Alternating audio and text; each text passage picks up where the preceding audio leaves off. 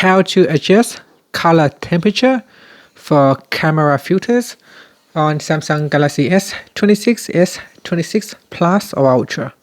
First, let's return back to the home screen. Then open up the camera app.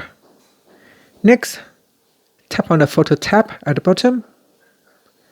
And then we tap on the control button. From here, swipe across and tap on the filter icon. In here, select a filter. And then we tap on the filter icon here.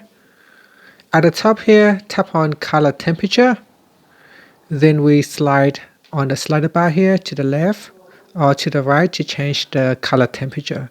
As you can see here, as I swipe to the right or to the left, the color will become cooler or warmer. And after that, you can tap on the close button to take the picture. And that's it. Thank you for watching this video. If you find it helpful, please like and subscribe to my channel for more videos.